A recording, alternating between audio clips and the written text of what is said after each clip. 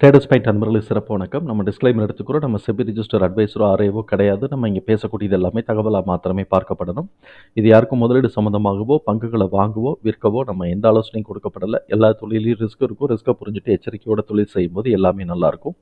நம்மளை ஆதரிக்கிற அனைத்து நல்ல உள்ளங்களுக்கும் நன்றி. வளமுடன் வாழ்க. நண்பர்களே, நம்ம இவர் சப்ஸ்கிரைபர் மோதிலால் ஆஸ்வாலை பற்றி பேசணும் அப்படின்னு சொல்லிட்டு கமெண்ட் பண்ணியிருந்தாரு. அதனால இப்போ நம்ம அந்த ஸ்டாக் எடுத்து டிஸ்கஸ் பண்ணுவோம். ஃபினான்ஷியலாக நல்லா ஹையாகவே ஸ்ட்ரென்த் இருக்கிறாங்க. பட் வேல்யூஷன் ஒரு மாடரேட்டாக கொஞ்சம் கூட போய்கிட்டு இருக்கிற மாதிரி டேர்ன் ஆகிட்டு இருக்கு. அதே சமயத்தில் மொமெண்டம் பார்த்தோம்னாக்க ஒரு மாடரேட் புல்லிஷ்னஸில் தான் இருக்குது. கரண்ட் ப்ரைஸ் 619 ட்ரேட் ஆகிட்டு இருக்கு. அனாலிசிஸ்ட் ப்ரைஸ் டார்கெட் 597 அப்படின்னு சொல்லிட்டு டார்கெட்டை டவுன் சைட் பண்ணியிருக்கிறாங்க. பிஇயை பொறுத்த வரைக்கும் இது இன்னும் பை ஜோனில் தான் இருக்குது.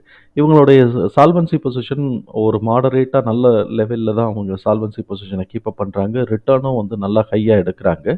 டெப்ட் டு ஈக்விட்டியில் 0.1% நம்மளோட தியரிட்டிக்கல் ரேஞ்சை காட்டிலும் கூட இருக்கிறதுனால அது ஒரு டாலரன்ஸ்னு வச்சுக்கலாம். அதே சமயத்தில் பிஇ 15ஆகவும் பிபி 4.2ஆகவும் இருக்குது. இப்போ ரெண்டுத்தையுமே கம்பேர் பண்ணும்போது இதுக்கான க்ரோத் பொட்டன்ஷியல் இன்னமும் இருக்குது அப்படிங்கிறத நம்மளால் புரிஞ்சுக்க முடியுது. 1 இயர் ஃபார்வர்டு இபிஎஸ் பார்த்தோம்னாக்க இபிஎஸ் எஸ்டிமேஷன் 37.2. அதே சமயத்தில் ஃபோர்காஸ்டர்ஸ் 54.9% சர்ப்ரைஸை பாசிட்டிவாக எதிர்பார்க்குறாங்க. இந்த இடத்துல நமக்கு கன்சஸ்டன்ஸ் ரெக்கமெண்டேஷன்ஸில் 3 அனாலிசிஸ்ட் ரெக்கமெண்ட் பண்ணியிருக்காங்க. 3 பேருமே ஸ்ட்ராங் பை அப்படின்னு கொடுத்துருக்குறாங்க. இப்போ இவங்களுடைய ஃபண்டமெண்டலில் என்ன இருக்குன்னு பார்ப்போம். Net cash flow year on year கூடி இருக்குது. அதே மாதிரி operation income year on year இங்கே கூட வந்திருக்கு. ஃபினான்ஷியல் ரேஷியோவும் பார்த்தோம்னா ஆர்ஓஇ 13% இன்க்ரீஸ் ஆகிருக்கு. போன வருஷத்தை கம்பேர் பண்ணும்போது புக் வேல்யூ அதே மாதிரி 38% இன்க்ரீஸ் ஆகிருக்கு. ஆனுவல் ரிசல்ட்டில் நெட் ப்ராஃபிட் 162% போன வருஷத்தை காட்டிலும் கூட வந்திருக்கு. அதே மாதிரி ரெவென்யூ 69% கூட வந்திருக்கு. இப்போ உங்களுடைய புக் வேல்யூனா கரண்ட் புக் வேல்யூ 588 அப்படின்னு சொல்லி காட்டுது. அதே மாதிரி டிடிஎம் புக் வேல்யூ 18.60 18.60ன்னு வருது. 1860. இப்போ இந்த இடத்துல நம்ம ஒரு விஷயத்தை புரிஞ்சுக்க வேண்டியது இருக்குது. இவங்க என்ன பண்ணியிருக்கிறாங்கன்னா போனஸ் இப்போ ஜூன் மாதம் 10ஆம் தேதி 3:1 கொடுத்துருக்குறாங்க. நான் என்ன பண்ணிக்கிட்டேன்னா ஒரு 30%ன்னு அதை கன்சிடர் பண்ணிக்கிட்டு இந்த புக் வேல்யூலேருந்து 30% கழிச்சிட்டேன். ஏன்னா ஒரு 30% ஷேர் இன்க்ரீஸ் ஆகுதுங்கிறதுனால 30% நான் இதுலேருந்து கழிச்சிட்டேன். அதே மாதிரி தான் இபிஎஸ்லேருந்து நான் 30% கழிச்சிட்டேன். ஸோ இப்போ இவங்க இது குவார்ட்டர்லி ரிசல்ட்டை பொறுத்த வரைக்கும் year on year March to March compare பண்ணும்போது ரெவென்யூவும் கூடியிருக்கு, நெட் ப்ராஃபிட்டும் கூடியிருக்கு. அதே சமயத்தில் இங்கே revenue Q to Q compare பண்ணும்போது ரெவென்யூ கூடியிருக்கு, நெட் ப்ராஃபிட்டும் நல்லா கூடியிருக்கு. ஆப்வியஸாக இபிஎஸும் இந்த இடத்துல கூட தான் செஞ்சுருக்கு. இப்போ இந்த இடத்துல என்ன பண்ணியிருக்கிறேன், இந்த இபிஎஸ்சி வேல்யூவே நான் என்ன பண்ணிட்டேன், ஒரு 30% லெஸ் பண்ணிக்கிட்டேன். ஏன்னா நமக்கு 3:1 போனஸ் இஷ்யூ பண்ணியிருக்கிறாங்க. இப்படி நம்ம பண்ணினதுக்கு பிறகு நமக்கு வரக்கூடிய கால்குலேஷன் எந்த அளவுக்கு சரியாக இருக்குது அப்படிங்கிறத நம்ம பார்ப்போம். ஹோல்டிங் பேட்டர்னை பொறுத்த வரைக்கும் ப்ரொமோட்டர்ஸ் கிட்டத்தட்ட ஒரு 0.25% இறக்கி வச்சுருக்கிறாங்க. அதே மாதிரி எஃப்ஏஎஸ் 0.25% ஏற்றி வச்சுருக்கிறாங்க. இவங்க டிஏஎஸ் 0.1% இறக்கி வச்சுருக்கிறாங்க. இவங்களுடைய ரெவென்யூ மிக்ஸையும் நம்ம கணக்கில் பார்த்துக்கணும். அப்போ தான் ரொம்ப நல்லது. ரெவென்யூ மிக்ஸ் என்ன செய்யுதுன்னா கேபிட்டல் மார்க்கெட்டில் மேஜராக இப்போ நம்ம இது பண்ணுவோம். கேபிட்டல் மார்க்கெட்லேருந்து 3700 கோடியும், அசட் மேனேஜ்மெண்ட்லேருந்து 2080 கோடியும், ட்ரெஷரி ஆக்டிவிட்டீஸ்லேருந்து 1450 கோடி ப்ளஸ் ஹோம் ஃபினான்ஸ்லேருந்து 580 கோடி கிடைக்குது. அதுக்கப்புறம் fund based bond and asset management advisory இதிலிருந்து இவங்களுக்கு கிட்டத்தட்ட ஒரு 3500 கோடி ரூபா ரெண்டுத்துலையும் சேர்த்து நம்ம டோட்டல் பண்ணால் கிடைக்குது. அப்போ கேபிட்டல் மார்க்கெட்டில் இவங்களுக்கு இன்வெஸ்ட்மெண்ட் இருக்குது, அதையும் நம்ம பார்க்கணும். அசட் அண்ட் வெல்த் மேக்ஸிமைசேஷன் வரும்போது இவங்களே ஸ்மால் கேஸ் இந்த மாதிரி மியூச்சுவல் ஃபண்ட்ஸ் மாதிரி ஸ்மால் கேஸ் இந்த மாதிரி ஏதோ ஒன்று மெயின்டைன் பண்ணிக்கிட்டு இருக்கிறாங்க. ப்ளஸ் ப்ரோக்கரேஜ் ஃபார்ம்ஸ் இருக்குது. ட்ரெஷரி அப்படிங்கிறது அவங்க பில்லுலேருந்து வரக்கூடியது, ஹோம் ஃபினான்ஸு இதெல்லாம் இவங்களுக்கு இருக்குது. அப்போ மார்க்கெட் பூஸ்டாக இவங்களுடைய அசட்டுமே இன்க்ரீஸ் ஆகிக்கிட்டே தான் இருக்குது. ப்ளஸ் இவங்களுக்கு ட்ரெஷரியும் கூடிகிட்டு இருக்கும். பைசெல் கூட வரும்போது ஹோம் லோன் மாத்திரம்தான் மார்க்கெட்டுக்கு ரிலேட்டடாக இங்கே இல்லை. அப்படி இருக்கும்போது நம்ம எல்லாத்தையுமே கால்குலேட் பண்ணோம். ஏன்னா மார்க்கெட் ஏறுச்சு அப்படின்னு சொன்னால் இதுவும் மேலே ஏறும், மார்க்கெட் இறங்குச்சுன்னா இதுவும் கீழே இறங்கும் அப்படிங்கிறத நம்ம புரிதலுக்கு எடுத்துக்கிட்டு இப்போ நம்ம இங்கே பார்ப்போம். நம்ம புக் வேல்யூ 411 நம்ம எடுத்து வச்சுருக்கிறோம். 411 எடுத்ததுக்கு காரணம் 588லேருந்து 30% நான் கழிச்சுக்கிட்டேன். அதே சமயத்தில் இப்போ கரண்ட் ஃபேர் ப்ரைஸ் வந்து 1031ன்னு காட்டுது. அப்போ இதோடைய பொட்டன்ஷியல்னு பார்த்தோம்னா 1.5னாக்கா 1515 கிட்டக்க போகணும். 1.5 2.5 அப்படின்னு எடுத்தோம்னாக்கா எகெயின் திருப்பி இன்னொரு 2500 கிட்டக்க நம்ம போகணும். ஆனால் இப்போ இருக்கக்கூடிய இடத்துல இப்போ வந்து புக் வேல்யூலாம் அட்ஜஸ்ட் ஆகிட்டு அது வந்து ஒரு கன்சாலிடேட் ஆகும்போது இது மேலே ஏறுறதுக்கான வாய்ப்புகள் இருக்குது. இருந்தாலும் நம்ம எல்லா வாய்ப்பையும் நம்ம மார்க் பண்ண போகிறோங்கிறது தான் நமக்கு உண்மை. இப்போ 411 நம்ம வந்து லோவாக எடுத்துக்கிட்டோம். இபிஎஸ்லேயும் நான் 30% நான் ரெடியூஸ் பண்ணிவிட்டு அங்கே இருக்கக்கூடிய இபிஎஸ்ல இருந்தோம்.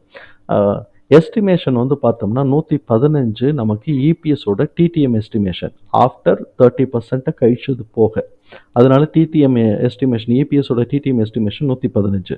ஆனால் இங்கே வந்து இபிஎஸோட ஃபோர்காஸ்டரோட எஸ்டிமேஷன் 37 ஆகும். அதே இது வந்து சர்ப்ரைஸ் வந்து நம்ம ஆட் பண்ணோம்னா அது 57ஆகவும் இருக்கிறதுக்கு அவங்க கொடுத்துருக்குறாங்க. ஸோ இப்போ இதுக்கு மூவ் ஆகுதா அப்படிங்கிறத பார்த்தோம்னா இதுக்கு இன்னும் மூவ் ஆகலை. அப்போ எதுக்கு தான் மூவ் ஆகிட்டு இருக்குன்னா ஆனுவல் எஸ்டிமேஷனை நோக்கி தான் இது மூவ் ஆகிட்டுருக்கு. அதுலேயும் கரண்ட் குவார்ட்டரில் மூவ் ஆகிட்டுருக்கு. அப்போ 628 அதில் சப்போர்ட் எடுக்கணும். 628 சப்போர்ட் இல்லாமல் கீழே உடச்சிருச்சு அப்படின்னு சொன்னாக்க இது ஒரு 5 ரூபா 10 ரூபா கீழே இறங்கிட்டு திருப்பி அப்படியே மேலே ஏறிடுச்சுன்னா எந்த பிரச்சனையும் இல்லை. ஆனால் அவன் வந்து கீழே டவுன் சைடு இறக்குறேன் புக் வேல்யூ அட்ஜஸ்ட் ஆகிற வரைக்கும்னு சொன்னாக்க 515 வரைக்குமோ இல்லாட்டி 411 வரைக்குமோ இறக்குறதுக்கு சான்சஸ் இருக்குது. அப்படி இறக்கினதுக்கு பிறகு எங்கே அட்ஜஸ்ட்மெண்ட் வர்றதுக்கு வாய்ப்பு இருக்குது அப்படின்னு சொன்னால் சப்சிக்வெண்ட்டாக ஃபஸ்ட்டு குவார்ட்டருடைய ரிசல்ட் எவ்வளோ வருதோ அதை பேஸ் பண்ணி தான் ஏறுறதுக்கு வாய்ப்பு இருக்குது. ஆனால் இந்த வருஷத்துக்கு என்ன வாய்ப்பு இருக்குது அப்படின்னு சொன்னோம்னா 658 இல்லாட்டி 717 843 717 உடச்சி மேலே போச்சு அப்படின்னு சொன்னாக்க 760 அண்ட் 843 இந்த 3 வேல்யூக்கும் நமக்கு ஸ்கோப் இருக்குது இந்த வருஷத்துக்கு. ஆனால் ஒவ்வொரு குவார்ட்டருக்கும் நம்ம பார்க்கும்போது இந்த ரேஞ்சுக்குள்ளே தான் சுற்றிக்கிட்டே இருக்கும். அடுத்த குவார்ட்டரில் இபிஎஸ் வந்து 28 தாண்டி மேலே எடுத்தான்னா இந்த ரேஞ்சுக்குள்ளே இந்த ரேஞ்சை பிரேக் பண்ணி போகும். இல்லை 28 அந்த ரேஞ்சு தான் எடுக்கிறாங்க அப்படின்னு சொன்னாக்க எகைன் திருப்பி 720 வரைக்கும் போயிட்டு அப்படியே ஒரு சுற்றிட்டு இந்த ரேஞ்சுக்குள்ளேயே சுற்றிக்கிட்டு இருந்துட்டு அடுத்து எப்போ இபிஎஸ் வந்து டிடிஎம்ஐ காட்டிலும் கூட எடுக்கிறாங்களோ குவார்ட்டர்லி டிடிஎம்ஐ காட்டிலும் கூட எடுக்கிறாங்களோ அப்போ ஸ்விங் அடித்து மேலே போகிறதுக்கு வாய்ப்புகள் இருக்குது. அப்போ நமக்கு ஃபஸ்ட்டு ரேஞ்சு என்ன செய்யுது அப்படின்னு சொன்னாக்க இந்த ட்ரெண்டோட மினிமம் மேக்ஸிமம் இது வந்து டவுன் ட்ரெண்டுன்னு நான் சொல்லுவேன். நான் இது வந்து ஒரு அப் ட்ரெண்டில் மினிமம் மேக்ஸிமம் கீழே அப் ட்ரெண்டில் கரெக்ஷன்னு நம்ம எடுத்துக்கலாம். அதோட மினிமம் மேக்ஸிமம் 843 உடைக்கும் போது மாத்திரம்தான் இது வந்து அப் ட்ரெண்டோட மினிமம் மேக்ஸிமமான 1000லேருந்து 1137 வரைக்கும் நம்ம எதிர்பார்க்கலாம் அப்படிங்கிறது தான் நம்மளுடைய பார்வை. இப்போ இந்த வேல்யூ தூக்கி நம்ம உள்ள தூக்கி போட்டோம். இவன் கீழே இறங்கினா இப்போ நான் 1 டே சார்ட்டில் தான் வச்சுருக்கிறேன். இவன் கீழே வந்து இறங்கி நான் ஆல்ரெடி அவன் உடச்சிட்டான் 628 உடச்சிட்டான். அப்படி உடச்சிட்டதுனால அடுத்து நம்ம எதிர்பார்க்கலாம் 514 வரைக்குமோ 515 வரைக்குமோ அல்ல அதோட கீழே நான் வந்து ஒரு டைவர்ஜென்ஸ் வந்து எடுக்கிறேன் அப்படின்னு சொன்னால் நான் 411 வரைக்கும் அப்படியே டச் பண்ணிவிட்டு மேலே ஏறினா கூட 717 அதுக்கப்புறம் வந்து நமக்கு வந்து 880 843 843 அது 845 இந்த ரேஞ்சு வரைக்கும் நமக்கு வந்து ஒரு ஸ்கோப் இருக்குது அப்படின்னு நம்ம கருதலாம். இந்த ரேஞ்சை உடைச்சா நம்ம வந்து 1013 அல்ல 1137 நம்ம எதிர்பார்க்கலாம். ஆனால் ஆக்சுவல் பொட்டன்ஷியல் அப்படிங்கிறது கிட்டத்தட்ட நமக்கு வந்து ஒரு 2500 கிட்டக்க வாய்ப்பு இருக்குது ஆக்சுவல் பொட்டன்ஷியல். அது இந்த வருஷமே ஏறுறானா அப்படிங்கிறதும் தெரியல. ஆனால் நம்ம வந்து 2500ஐயும் நம்ம வந்து மார்க் பண்ணி வச்சுக்கிறது ரொம்ப ரொம்ப நல்லது. 1500 வரைக்கும் நான் மார்க் பண்ணியிருக்கிறேன். 2500ஐயும் மார்க் பண்ணி வச்சுக்கலாம். ஆனால் அது இந்த வருஷத்துக்கான வாய்ப்பு இல்லை. 2500க்கு இந்த வருஷமே ஏறினா ஏறலாம், இல்லைன்னு நான் சொல்லலை. பட் இப்போதைக்கு இருக்கக்கூடிய ஒரு விசிபிளான ஸ்கோப் அப்படின்னு சொன்னாக்க 717 உடச்சிச்சுனாக்க 845 அப்புறம் இந்த பேத் வழியாக போயிட்டு அதை உடச்சிச்சுன்னா மாத்திரம்தான் இந்த ரேஞ்சுக்குள்ளே இது வந்து ஃபிட் ஆகி வர்றதுக்கான வாய்ப்புகள் இருக்குது. அப்படி வந்துச்சுன்னா 1013 1137 சான்சஸ் இருக்குது. இப்போ இவன் வந்து கரெக்ஷன் வந்து 514 வரப்போகிறானா இல்லை 411 வரப்போகிறானான்னு நமக்கு தெரியல. இதில் எங்கேயோ கரெக்ஷன் வந்துட்டு ஏறுறதுக்கு வாய்ப்புகள் இருக்குது. நமக்கு ஒரு பிரேக் பாயிண்ட்னா 658 ஒரு பிரேக் பாயிண்ட் பிரேக்கை கொடுத்து மேலே ஏறுச்சுனாக்க இது இந்த ரேஞ்சுக்குள்ளே போகிறதுக்கு இந்த ரேஞ்சஸ் எல்லாம் டச் பண்ணுறதுக்கு வாய்ப்புகள் இருக்குது. தகவல் நமக்கு பயனுள்ளதாக இருந்ததுன்னா சங்கருக்கு ரொம்ப சந்தோஷம். நம்மளை ஆதரிக்கிற அனைத்து நல்ல உள்ளங்களுக்கும் நன்றி. வளமுடன்.